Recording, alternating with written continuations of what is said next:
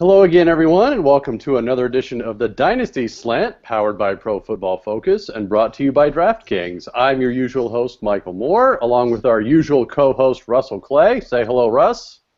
Aloha. And we are joined this evening by a very special guest, PFF's own Joey Cartolano. Joey, how are you doing, buddy? Excellent, boys. It's rookie draft season, just getting ready for the combine later this week. I was going to say, it's sort of the last time we'll all get to talk about these guys without any data or any information to go off of to make too big a deal about. So without further ado, well, actually, I think we decided we'll get to that a little later in the show. Joey, you'll go over your top 5 running backs, top 5 receivers. Russell will agree or disagree based on how he feels. But first, we're going to get to some buzzworthy names in the Dynasty world. Guys that you'll probably see a lot of action and you'll see a lot of trades and a lot of articles on, but essentially guys that we're going to look at and determine if their ADP is too high, too low, should you target them, should you dump them, etc. So, without further ado now, let's get into our first one. Obviously, with the news of Marshawn Lynch's retirement, or rather tweet of his retirement, that puts Thomas Rawls sort of front and center for, well, I mean, depending on who you ask, a big workload. So, Joey, you're the guest. Let's start with you. As you pointed out, his ADP is 44. High, low, or just right? When you hear 44 for a player who has pretty much half a season of production, if that, it seems high. But then you take a look at the running backs that are in front of him and just the state of running backs in general. Like, the next running back in front of him in terms of ADP are Yeldon and Lamar Miller. I can see an argument for Yeldon, but, I mean, I'm taking him over Lamar Miller, I think. Yeah. Russ, agree or disagree? I have an internal debate with myself right now over Thomas Rawls because I love the situation. I love what he did in 2015. I love what I saw in 2015. But I hate that he was undrafted, and that's my one hang-up right now. And I am a draft position zealot. I need my guys to be sort of higher drafted, but he's kind of bucking the trend right now. I wouldn't take him. He's going too high for me to touch him right now, but I don't hate him, I guess is how I would say it. He's a little overdrafted right now, but I don't hate him. You don't hate him. I can't think of a less ringing endorsement right now. But I guess the biggest question, too, is do you think he's going to be Seattle's third down back? Because he showed he can play all 3 downs. The question is Seattle going to use him that way? Right. I think, and for me, I mean, the usage is the biggest sort of, I think, positive indicator. Like, you know they're going to run the ball. The same people are running that show. They're not. And he showed he can handle the load. Right, and they're not going to shy away from running it. And look, Lynch had last year 111 carries. So right there, that's 111 that have to be divvied up between Rawls, Chris and Michael, whoever else is there. So, and look, in this day and age of fantasy football, with running backs especially, I mean, these workhorse backs, like you said, Joey, are not, it's not guaranteed. So you really have to wonder if he's going to get the third down work. And if he is, I think that 44 is way too low. I think he should be much higher because, look, there's not that many 3-down guys left. There just isn't. And it's, you know, if you have that guy, especially one season into his career, I think he goes for a lot higher than that. And yeah. We obviously have to wait till after the draft to fully know what's going to happen heading into next year. But if they don't draft anyone, I'm willing to sort of jump on in. You know what I mean? Yeah. If they don't bring anyone in. Well, and you bring up a good point. I think, I don't know, if I had to bet, I'd say there's a good chance they draft somebody at running back. Now, I don't think they'll draft in the first 3 or 4 rounds of running back, but they might draft someone later. But look, as Rawls showed, it doesn't really matter. You can go undrafted and still be a stud. So, all right. So good dissension on that first one. So let's get to the next. Devante Parker, receiver from Miami. Really, you know, I'm not going to say came on strong towards the end, but he definitely had a better latter half of the season than beginning of the season. So right now his ADP stands at 18. Russ, you're up. Too high, too low, or just right? I was really excited to be really excited about Devante Parker. And then I saw how excited everyone was. And You're a trendsetter, Russ. What can we say? I can't knock where people are taking him. I think he's clearly worth the first-round pick he was last year, and he showed signs of sort of emerging at the end of last year. So I can't knock the pick. But there might be a few guys I would take over him. I believe in terms of Dynasty ADP by DLF, he's going 18th overall right now. That's a little too steep for me, probably. But I don't hate it either. So I think he's fairly valued right now, hinging on a little overvalued. Yeah, I tend to agree. I feel like hinging is a good way to put it because it seems high when you hear 18 and you see he's ranked just behind Brandon Cooks and Demaryius Thomas. He's going ahead of guys like Martavis Bryant and Randall Cobb, T.Y. Hilton, who I would probably take ahead of him still. But after that, I mean, he represents that top tier of young, elite upside, but yet to be proven receivers. I mean, you're looking at him or Josh Gordon. As much as I love Gordon, I'm taking away the risk, and I'm taking Parker over him. Yeah, and look, it wasn't necessarily all Parker's fault that he had a bad first half of the season. He had an injury for at least half of it. And look, in his last 3 games, 87 yards, 93 yards, 106 yards, and a touchdown. So, and look, it's the same personnel there. And, you know, I like to think Adam Gase is going to bring something good to Miami after all these years of what-ifs with Tannehill and the rest of that offense. So, yeah, I don't know. I'm probably with you guys. 18 for me is a little too high, but it's close. You know, I mean, there's not many guys after that I think I would take before him. So I think we can chalk that one up as fair to slightly fair, let's say. All right. Ooh, a good one for the next player, running back David Johnson from Arizona. Won a couple of people single-handedly fantasy matchups, playoff matchups towards the end of the season. Myself included. Currently sitting at 22 ADP. Joey, I don't know, man. That could go a lot of ways there, I think. You know, I wanna say it's justified, and I do have him as a top 5 overall dynasty running back. I really don't see how you couldn't. But I mean, going ahead of some of those receivers, so here he's going ahead of Treadwell in terms of ADP, who, depending on who you ask, and Elliot for that matter. So he's going ahead of the consensus top 2 picks this year. So the question is, would you trade the 1-1 for David Johnson? Oh, man, that is tough.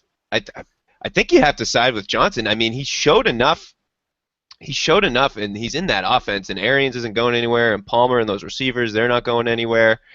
He is a little older, I will say that. He's already 24 after just being a rookie. But, I mean, there's such a dearth of running backs after Gurley and Bell, and Bell's hurt.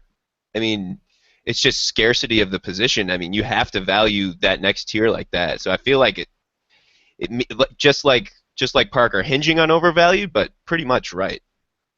That's bingo. Again, we're hinging.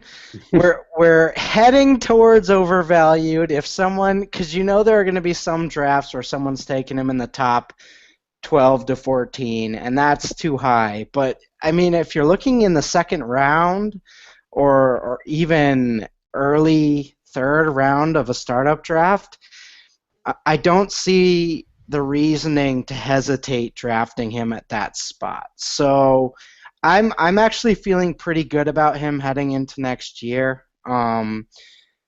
There just aren't many negatives to him right now. He's just done everything positive. It's not like he came out of nowhere either. He sort of built on his role throughout the season and earned more reps, and he's just pretty much got everything you want. Yeah, and I'm with both of you guys. This is a tough one because I don't know. It seems like it could go either way, and I mean, I think we all agree there's just a lack of running back talent in Dynasty, in fantasy in general. So you got to look at guys that have actually produced and hit it out of the park, and there's no doubt Johnson did. I guess I'm just concerned that the Arizona would not turn the job, like completely turn it over to him to justify that. You know, I mean, there's no wild card. Right, and that's my concern. I mean, you know, this year you had the whole Chris Johnson thing, and look, Chris Johnson had a bounce-back year. There's no doubt about it. He averaged 4 yards a carry, thank God. But again, a lot of us were questioning, what are you doing? You have the superior back just sitting on the bench there. And it took an injury to Chris Johnson, no less, to finally get David Johnson the full-time role. They go with Andre Ellington in 2014 for most of the carries, 200 carries last year. Stepfan Taylor, for those of you remembering him, 63 carries last year, and Kerwin Williams 52 carries last year. So, I think wild card Joey is the perfect term for this. I really want to buy into David Johnson. I really do. So I guess the guy last year that was kind of like this, except I wouldn't compare him. But for a second, let's remember back to Jeremy Hill. I don't really think he's like Jeremy Hill, where I think he's going to lose his role heading into next year. I look at David Johnson as there's nobody really threatening his role. Like there's no Gio Bernard sort of sitting there waiting to take his third down role. There's no sort of AJ Green. Well, there's a bunch of receivers there, but I don't really see them moving totally away from this strategy, kind of like the Jeremy Hill injured Bengals of 2014. I agree. I mean, even though he caught 25 balls his rookie year, I mean, it's pretty clear. I think we can all agree David Johnson's a much better receiver than Jeremy Hill is. Yeah. Oh, yeah, no doubt. Yeah. And look, I have no doubt David Johnson's going to hold on to that passing down role. It's just a matter of, do they believe in him enough to give him everything? Right. And that's what I would be concerned about. I mean, I think his value could be sustained in the receiving game. There's no doubt, but yeah, I mean, 22, that's asking a lot. That's a second-round pick and a startup, and you're essentially getting your number one running back there and hoping it works out for a couple of years. So, yeah, I think we're in agreement. 22 is okay, but it's sort of our hand is forced at that point. So. Right. All right, well, let's get to another fun running back that turned heads this year. Devante Freeman, who I don't know, Joey, did you see that coming? I know me and Russ didn't see that coming before the season. I did not at all, to be honest. It's funny, I liked Freeman during the draft process a little, and then I soured on him over the summer before his rookie year, and I was obviously down on him along with most other people, I should say, after his rookie year. Everyone. I thought he was definitely going to sustain like that Jacquizz Rodgers third down PPR usefulness, but nothing like this. I can't say I saw this one coming. So, Russ, you're up. He's at 25 ADP now, so right on that round 2, round 3 border of a startup. Is that too high for you? Too low? What do you got? That's too high for me. Right. And I am a Tevin Coleman truther, so this is propaganda-ish type of material you're receiving right now. But I do worry about the carries going down in 2016. I think Tevin's going to get a nice sort of first and second down role, not necessarily stealing the feature back role regardless of anything. I think Freeman's going to get those third downs and receptions and sort of first and second down carries either way. But I don't think he's the feature back that he was perceived to be in sort of that first half of the year. I tend to agree he's a little overvalued. Ask yourself the same question. He's in the same range as David Johnson. He's going 3 spots behind him. Would you trade the 1-1 Ezekiel Elliott if you're looking at running back for Freeman? I'd rather have Elliott than Freeman personally. Right. Yeah, I think I would too. And the thing, sort of to touch on your point, Russ, he averaged 3.8 yards a carry his rookie year, 4.0 his second year. So that's a pretty good sample size. He is what he is. He's, I would say, an average first and second down running back, right? He's not getting 4.5, 5 yards a carry. Even his last 5 games of this season, he didn't get over 3.3 yards a carry, or 3.4, excuse me. So I think I'm with you. And it's kind of like David Johnson light. He's got the receiving roll down pat. I don't think there's any doubt about that. But I think I'm with you, Russ. I think you got to wonder if he's going to be the long-term guy for first and second down. And I'm with you, Joey. I don't think there's any way I'd trade Elliott for Devante Freeman at this point. And I think Joey brings up a good point. It's not necessarily him, it's the guys around him. I'm looking at like Kevin White and Zeke Elliott and sort of Dorial Green-Beckham, and I just see so much young upside that I don't necessarily want to take him over those young upside guys. Right. Well, and look, and we all remember that like 4 or 5 week stretch that Freeman had.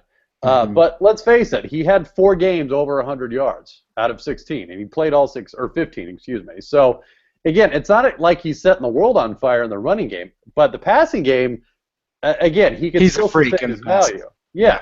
But yeah, I think okay. So I think we're all in agreement. 25, probably too high for Devante Freeman. All right. So the last one we've got on our list, a very interesting case. Jordy Nelson obviously missed all of 2015 with that torn ACL in preseason. Currently, still though, 35 ADP. Joey, is that too high for you? I mean, that's sort of on the line of a round 3, round 4 pick. Yeah, I mean, in a startup, I definitely wouldn't take him there. But in terms of value of a third-round startup pick, if you're a competitor in your league and you're trying to win this year, I mean, yeah, that sounds about right. I mean, we're in this to win it, and assuming he's healthy and all the reports are positive, I would think he's got another 2 top 10 to 15 years in him. That's a great distinction to make. So in a startup draft, you're probably not looking to take him there, but if you're competing right now, I think there's a nice little window to grab him for maybe a mid-first, a late-first, somewhere around there. Or I'm honestly surprised that his ADP is this high based on like trades you see in the forums and like on Twitter and stuff. Like I did not expect it to be this high. I think when you really look at his profile, at 35 overall in a startup, I'm not touching him, and that's kind of the talking point I was bringing up today. I think there's a lot of younger assets, and then even a Brandon Marshall who isn't coming off an injury, I think I like over him. But if he's back healthy, I think there's an interesting window to trade for him if you're in an established dynasty. For sure. Yeah, well, and I think that's the big thing is look, if people view him as no more than a wide receiver 2, I think you jump all over that because he's got wide receiver 1 upside, there's no doubt. And I'm pretty sure Green Bay is going to be like just salivating at him coming back after the disastrous season the receivers had this last year. And look, they might draft somebody. I can't imagine them signing anyone, but the bottom line is I think Nelson's going to walk right back into his role that he had. And look, that role was pretty good. He had seasons of 1,500, 1,300, and 1,200 yards 3 out of the last 4 years. So, and he still has Aaron Rodgers. And anytime you got Aaron Rodgers, then your chances are pretty good. So, all right. Well, no, that was good. That's a lot of guys that are bound to be moving this offseason in your dynasty league. So, up next, Joey, you are the Devy expert. So let's get right into it. Your top 5 running backs as of this date, pre-combine, all that other stuff. Go. Yeah, so, I mean, I think it's pretty clear that it's Ezekiel Elliott and everyone else at the position right now. In addition to how impressive he looks on the field, I mean, the combination of vision, power, speed, and you see the statistical output. I mean, he put up over 3,600 yards and 41 touchdowns the last 2 years, averaging over 6.5 yards per carry, which is just ridiculous on on 562 carries. That type of efficiency is absurd. And to top it all off, he is PFF's top-graded pass blocking back in multiple years. So, I mean, the guy and he's 20 years old. So the guy should be a 3-down back right out of the gate.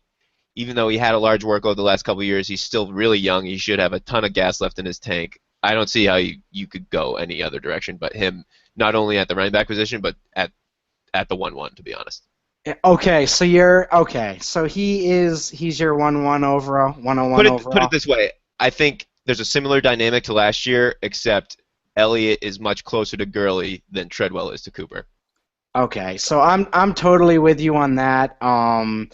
In terms of Elliott as a running back prospect, man, he's so close to Gurley. The only difference between him and Gurley is that he has the resume. He has the full resume, no major injuries. I mean, he's super young. He has the yards per carry. He has the touchdowns. He has the yards. He has the high-profile college. He has the high-profile high school profile. I mean, he He just has everything. And even before the combine, we don't need to see the combine on him. We just know. It's No, just honestly, with guys like him, I wish they just didn't even do it. yeah. Well, and, I think you might see that more often because I think these guys, and especially their agents, let's face it, are wising up to, look, I can only hurt myself in this process. I can't gain anything from it, all right, so we talked ADP with some guys before. For you guys, where do you put Elliot? And let's just talk running back. So as far as running back rankings go, where do you put him? Well, like we said before, I'm taking Gurley #1 overall at running back, especially with Bell's injury. I like David Johnson over the 1-1, but I mean, after those three, Gurley, Bell, and Johnson, I think it's Elliott. Russ, you too? I'm probably sneaking him above David Johnson, but I think those two are right.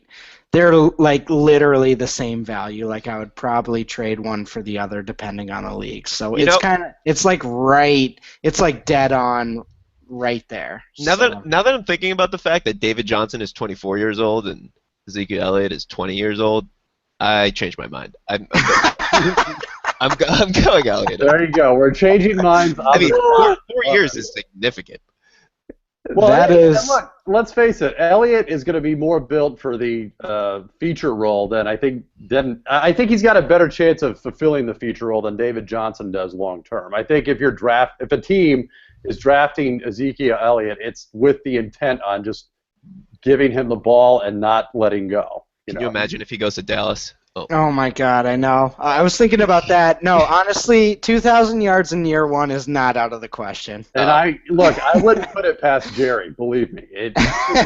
Look, that would make sense. That would make more sense to me than a quarterback that high. And look, they're ready to win now, and they still have the offensive line to do it. So if you put a decent back there, yeah, who knows? So I think you're right, Joey. I think draft Twitter would just blow up if Elliott ended up going to Dallas. So, that's going to give me night sweats. But all right, so everyone behind Elliott, Joey, who do you got?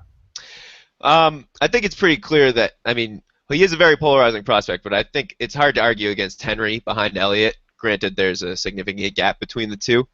I totally get the concerns with Henry. I mean, he's an oversized back. He's 240 pounds.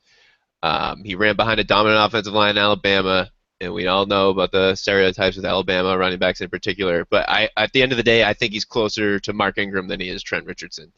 The concerns about him consistently creating on his own behind the line of scrimmage are legitimate. But, I mean, this guy is so dominant when he does have a lane. I feel like that overshadows that, especially projected in the middle of this first round. I mean, no one has him as like a top 3 pick right now. It's all Elliott and the receivers. When you're looking at taking a guy like Henry in the middle to late of the first round of a rookie draft, this guy could score 10 touchdowns in his first year, like easily if in the right position, in the right place, I should say. So I'm looking at Henry. Treadwell is my 1-2, and not to jump into the receivers, but Henry is my clear. Him and Coleman are vying for my 103 right now, and I just don't see the knocks on Henry that are being perceived right now. So I just look at him as a player that is super athletic, and which is a little contrarian right now, but I think that the combine, this is why this is pre-combine, all this talk will be a little strange after, but I think he's a super athlete, and I look at a Le'Veon Bell sort of in the receiving game. I think when he gets an open space, he does resemble a little bit of that. I don't think he's quite the athlete Le'Veon Bell is, but I think when you saw him at Alabama in the receiving game, he does resemble a little bit of that. So that's kind of what I'm looking at there. And I tend to agree. He may not be a traditional super athletic running back, but you have to remember the guy is 240 pounds, so it's all relative. I mean, for considering how big he is, his feet in the hole and his balance is amazing. Yeah.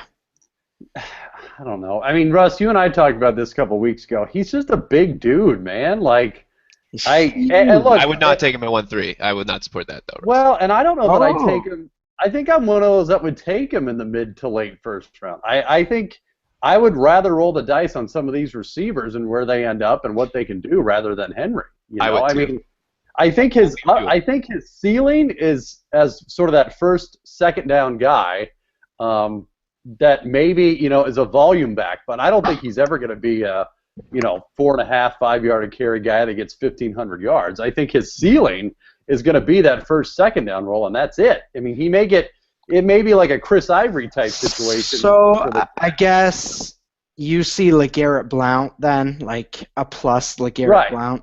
Okay. Yeah, which that could still be effective. I mean, those guys still have a role, and they could still, I think, one of you guys said could still get 10 touchdowns, which is fine. But, yeah, I don't know, man. I think I'm taking a bunch of receivers ahead of him just in case. I think he's better than Blunt, but there's zero chance I would take him over Doctson, Coleman, Ohio State, Mike Thomas, or still. Oh, yeah. No, any of those. I'm taking the receivers. That even though he's my clear-cut running back, I'm definitely taking the receivers over. So he'd be like a mid to late first-round rookie pick for you. Yeah. He's at 7 in my ranks that I just put out. And I think that would be fine with me. I think that might be the highest I would take him. Because look, he could end up in a good situation. There's no doubt about it. But do I think he's like a transcendent back that's going to do well no matter where he goes? No, I think he's going to be entirely situation dependent. So I think that's going to be one of the talking points if you're looking at your personal rookie sort of ranks and rookie drafts, looking at Derrick Henry and deciding where you slot him in terms of his pro potential. That's definitely a big talking point. Yeah. He's definitely the most polarizing player in this class. So roll out your last 3 running backs here. Real quick, another big back. I like Jordan Howard out of Indiana. I know the guys over at RotoViz really like him and like his age production profile. He's listed at 230 pounds. I'd be interested to see if he actually weighs in at that at the combine. He runs like he is 230 pounds. He sheds first contact very consistently. Very north to south, always falling forward. He doesn't have very many negative plays at all. And for a bigger back, he's smooth catching the ball. So I know he's a UAB transfer. He's only got the 1 year of big conference production, but he's only 21, and I gamble with his upside. I think he's going to have good agility. Assuming he weighs in at that 230 range, I think he's going to have really good agility drills for a bigger back. I'm actually really interested to see like what his 3-cone is versus Henry's, And that's actually an interesting theme with this running back class. They all seem relatively young. Even some of the guys that are juniors and seniors, they're all pretty young. In terms of Howard, I do like him as the power element to a 1-2 punch, sort of a two-headed monster. I could definitely see him coming in year 1 and making an impact. So ADP, where do you guys put him? I mean, obviously nowhere near the top 2 guys, but what round in a startup, let's say, or what running back rookie draft? Honestly, to be honest, it's hard to even say in a rookie draft, let alone a startup, because after Elliot and then Henry, I mean, it's so it's so fluid. It's so fluid, and there's a lot of receivers that like fall into the same category, like that mid to late first round. So I said mid-second for my running back 3 the other day. Early to mid-second is the earliest I would look at sort of a running back right now. So what teams, let's play this game. What teams, NFL teams, would you like to see Howard on? Like, what would be the best case scenario for him, regardless of draft position and all that stuff? If Martin walks, he could be good in Tampa Bay. Simmons is a 3rd down. Yeah. That might change my tune a little bit in terms of where he gets drafted, but it's really fluid with this running back position right now. It really is. I mean, and then my next guy, Kenneth Dixon, he would easily be my 3rd if it wasn't for the fact that he played at a small school. He had absolutely dominant production, but it was against lesser competition. Granted, when you watch him, he fits the part. He has good lateral explosion. He runs through tackles. One thing I will say about his statistics, his stats are more impressive because of touchdowns than efficiency. Despite playing in a lesser conference, he still had like low 5 yards per carry average, which is a good yards per carry average, but you expect someone so dominant to have like maybe over a 6 yards per carry average in a lesser conference. I just instantly, when I looked at him and sort of even throughout the years, you just latch onto that true freshman year, and you're like, oh my God, 28 total touchdowns. What an absolute savage. Yeah, totally. And then Alex Collins rounds off my top 5. He had a heavy college workload. He had over 660 carries, but he was consistent with it, and I'm a big SEC guy. He performed well in the SEC, so I think that matters for something. So where, for Dixon and Collins, Joey, what teams would you like to see them end up on? I mean, what would be, something that would get your attention and make it even more likely that you drafted these guys? Oh man, well Dixon can catch the ball really well, so I'd like to see him go somewhere where there's a third down role available. Off the top of my head, I'm trying to think. I'm not sure. We're such a specialized age. I mean, like Houston's just sitting there. Yeah, I think that might be more of an Alex Collins thing, but I think Houston's sitting there for the taking right now. I don't know who or what is going to take over that role, but that's kind of like what I'm looking at now for these rookie. Yeah, I mean, assuming they let Foster go, they have literally nothing at the position. Yeah. They don't even have a third down specialist. So right. What about Miami for that sort of pass catching role? I mean, you've got Gase there, who is very efficient. And look, if Miller walks, I mean, I like Lamar Miller anyway, no matter where he ends up. I think he'll be still pretty decent. But look, you've got a Jair in Miami if he's the incumbent, and really no third down guy to complement him. So that could work there too, I think. Yeah, I can see that. I actually think Ajay can catch the ball fairly well, but yeah, they could definitely use someone else to help him out. All right, so let's get to the fun position, wide receiver. Joey, again, at the top of the list, I think we're all in agreement, but why don't you tell us what you see in Treadwell? Similar to Elliot, I mean, you just look at the age production profile. The guy's 20 years old. He dominated the SEC. He came back and he had great numbers this year after an absolutely gruesome leg injury. I mean, you go back to this time last year, we were all wondering if this guy was even going to be ready to play on opening day. I mean, that leg injury was horrific. And he comes back, he puts up 82 for 1,100, over 14 yards per catch, 11 touchdowns. His long speed seems to be a question in the scouting community all of a sudden.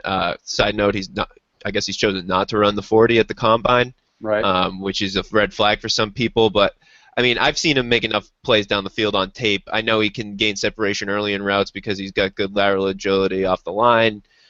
He's a great contested ball catcher. He goes up and attacks the ball. So I'm not too worried about his speed unless he runs like a 4.8 or something, which I doubt he will. Yeah, and he's a willing blocker, and he's above average blocker for the receiver position, so I think that's going to help his early career playing time. And just the age, he's 20 years old, and he's doing what he's doing. It's crazy. Yeah, and I saw sort of that he's not running today, and that kind of being a big deal. That is not. That is, I emphasize, that is not a big deal. That is literally not a part of his game. I mean, I won't compare to Anquan Bolden because I actually think he's a little more impressive of a prospect than that.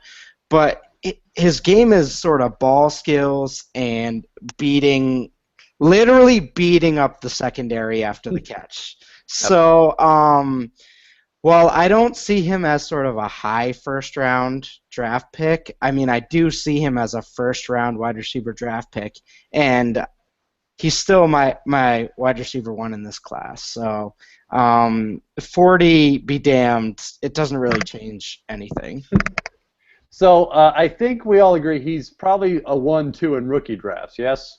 Yes. Easy. So as far as startups, because again, with guys this high, I think it's a little easier to project them. Where would you guys be comfortable taking him in a startup draft? I wouldn't want him as my wide receiver 1 in a startup, so probably not the first 2 rounds. But I mean, if you get a stud wide receiver 1 and you're running back 1 in the first 2 rounds, I can see taking him in the 3rd round as your young wide receiver 2. Yeah, 3rd round, somewhere around there, depending on the format. And last question on Treadwell: what is ideal scenario for him on an NFL team where to end up? Oh, the people are saying Dallas, aren't they? I've seen some of Dallas, and believe me, that would be good times. Personally, I think it makes more sense to get Elliot than a receiver at this point. I tend to agree. You know, you never know with Jerry. Well, you just don't. I mean, look, if Johnny Manziel goes to Dallas, then all bets are off. So, I don't know. I mean, I think he could fit a lot of teams pretty well. I mean, the 49ers always need a receiver, like perpetually, and again, it may not be the best scenario for him the first year, but I think he's the kind of guy that hopefully the quarterback play doesn't affect him nearly as much. I view him as a player that can kind of morph to whatever situation he goes into, so I think he'll be fine wherever he goes. So any team, Russ.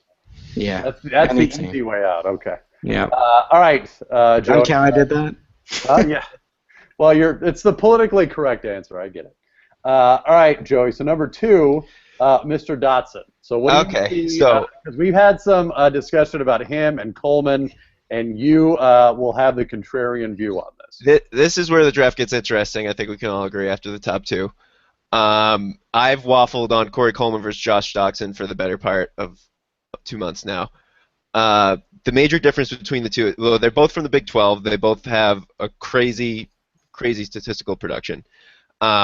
Difference is Coleman's a shorter, speedier receiver who is a year and a half younger, and Doctson is the taller, 6'4", jump ball, red zone monster.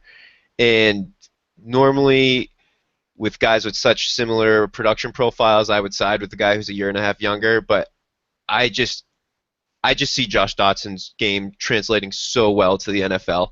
I mean, he profiles as your prototypical number 1 wide receiver. He is a red zone monster. He catches every contested ball that's thrown his way, and it's the way he catches the ball. So if you watch, like certain guys, like Mike Evans, for instance, like just have sideline awareness. Like they know how to play the sideline, and Josh Doctson knows how to do that, and that's a big skill in today's NFL. And obviously, teams are throwing more in the red zone than ever, so him being a red zone weapon is a plus. He averaged over 16 yards a catch the last 2 years. He catches the ball with his hands, which is a big thing for me. Like a lot of times receivers, like you see with Evans, for example, like he lets the ball into his body, but Doctson always catches the ball with his hands. And I like Coleman a lot. Don't get me wrong. I really like Doctson. Fair enough. Yeah, I think in terms of sort of what they profile as, I think they both kind of profile as elite deep threats. Doctson, initially I wasn't in on him, and then I sort of turned the car around. Neither was I. Yeah, no, I totally turned the car around, and I was like, you know what? I'm wrong. And as long as you can admit that to yourself before your rookie drafts and figure it out, you're all set. So I look at Doctson as a guy that I think can, at the very least, become sort of the guy, an elite deep threat. Like, that's kind of what I see as not his floor, but pretty close to his floor. I see him being a guy who can get 100 targets a year and sort of dominate those against those corners. So, and I was listening to sort of Matt Harmon talk about Doctson and what he saw from his reception perception, and he said that he ran a pretty full route tree and he was solid. Yeah. So that really made me like, okay, well, if he's not just a deep threat, maybe there's more to this guy than initially I figured. So that's kind of where I'm turning around on him. He does have elite ball skills, so I think him and Coleman are kind of close for me, and then I have Boyd, but that we'll get to that at the end. Okay. Yeah, I mean, that's a great point. Like, we were talking about the distinction between Doctson and Coleman, talking about the full route tree.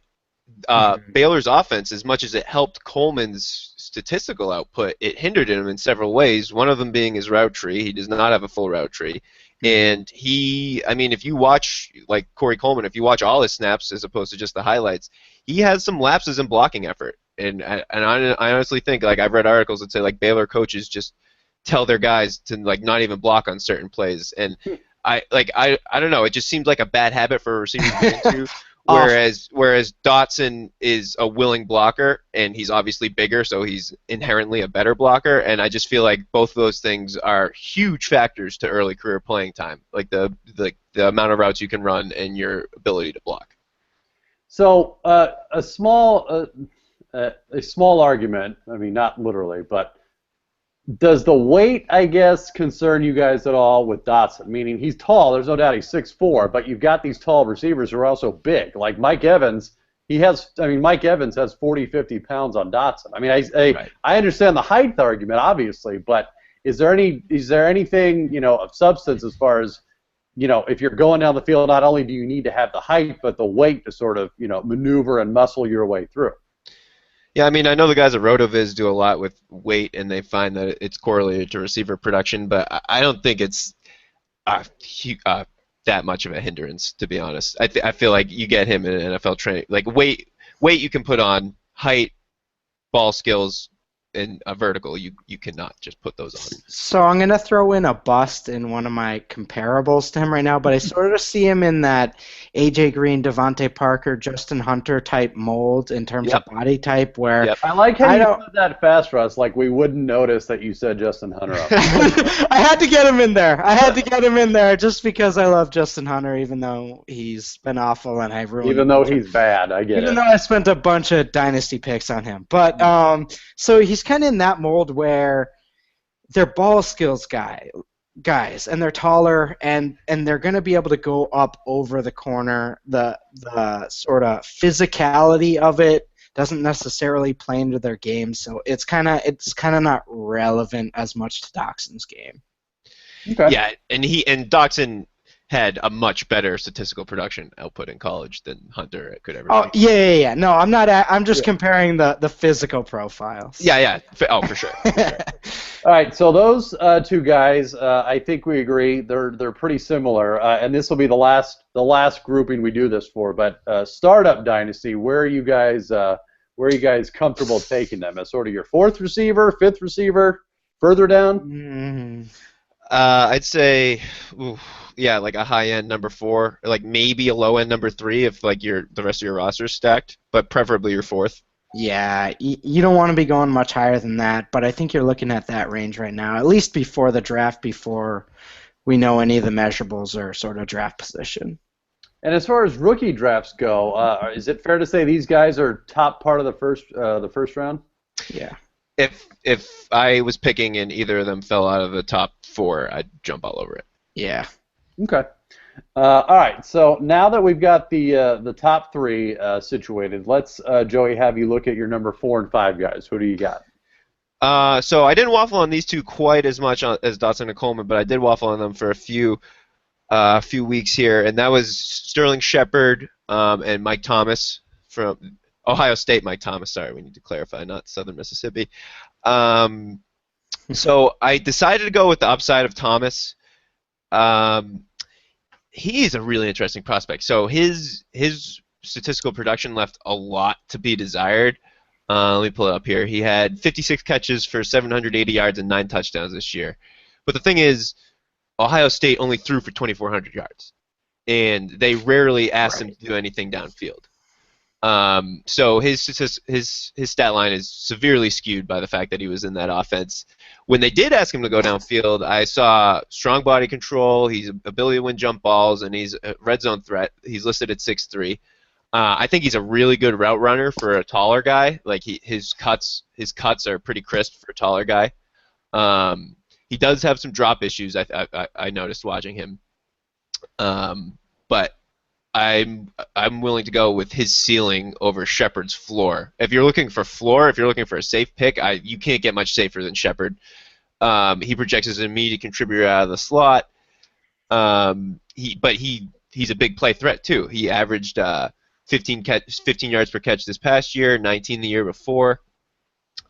He's about as safe as you can get if you're looking to fill that receiver role and take as little risk as possible in the mid to late first. But I would probably gamble on Thomas's upside. I'm looking at Ohio State, Michael Thomas. I'm just throwing my hands up right now. I literally have no idea.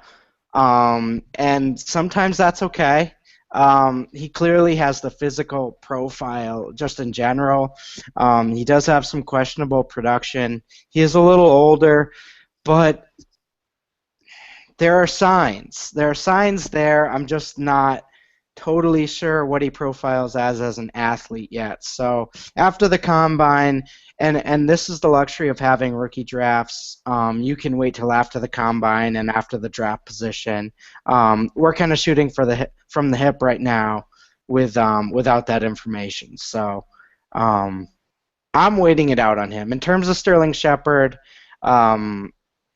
he was a dominant wide receiver the last 1.5 to 2 years of his career, and he really can go all over the field. So I pretty much really like him as a prospect. And as you said, really high floor player. We'll see. I don't know how to distinguish ceiling anymore, but I do really like him, and I'm almost positive that he's going to develop into a really nice sort of, at least, wide receiver too. Yeah, I definitely agree. All right, Russ, you get the last word. Make your case for Boyd. Go. All right, ready? So actually today came out that he has more off-the-field issues than we know, which is just a death. I didn't even see this. What happened? Just a knife to my heart. Didn't even make it to the combine. Just a knife to my heart. I don't know, Joey. You can go read up on it after. But Okay. So I guess my one feeling on him is that the production in 2015 is more because of Pittsburgh, and I look at the rushing production, and I got really into rushing production sort of the last 2 years. 8.7 yards per carry. A lot of people are saying he's the athletic liability right now, which when you watch him, I don't actually disagree. But I just look at that 8.7 yards per carry, and I don't think someone who's a complete liability athletically could do that, I guess, is where my stance is. All right, Joey, counterpoint. Well, I mean, he's not far from my top 5. I have him as my 6th receiver. It's just, it's so weird that someone who is so good after the catch, when I watch him run routes before he has the ball in his hands, he's like very deliberate in his routes. He curls off routes, like he doesn't have very sharp cuts, and I just wonder if that had something to do with his lack of downfield receiving production this year. You mentioned it, that it may very well have been just Pitt's use of him. We don't have average depth of target data in front of us, but I mean the fact that he went from over 16 yards per catch the year before to 10 this year for a 6'3" receiver, like people like your average fan here's 10 yards a catch. Oh, that's not that bad. Like 10 yards per catch for that big of a receiver is not good. That's not good at all. And yeah, like I'm looking at my plus minus here. Like I have formational versatility. Like he can play the slot. He can line up in the backfield. But like Cordarrelle Patterson could too. You know what I mean? Like I like that. I just worry that he falls into that. I think he's better than Cordarrelle Patterson. Don't get me wrong. But I just worry that he falls into that like gadget player like mold at the pro level where like there's going to be an offensive coordinator who designs specific plays for him. But is he ever going to be a featured number 1 wide receiver? I'm not sure I see it. Yeah, that's fair. And this is one of the things you kind of have to go through, like, what am I missing here? You know? Yeah. Well, and he's in that sort of grouping of players where a lot of his future is going to depend on where he gets drafted. I mean, I saw some things that compared him quasi to sort of a Keenan Allen, which, look, I think it's fair to say Keenan Allen benefited from the lack of competition there in San Diego, and he was able to develop into a really good receiver there. But who's to say if he ended up on another team that was stacked at receiver, if he did get a shot to sort of shine like he did in San Diego? And that could happen with Boyd where, if he ends up on a really good team and ends up low on the depth chart, he's not going to get any chances to show what he can do. But who knows? If he ends up on a bad team and there's no other receivers, he could do some things. So, I think the combine will be big, and obviously where he gets drafted will go a long way. But all right, well, that is it for this episode of the Dynasty Slant. Joey Cartolano, thank you very much for joining us, giving us your top 5. And finally, a contrarian view on Tyler Boyd to Russ there. But until next time, we will see all of you later.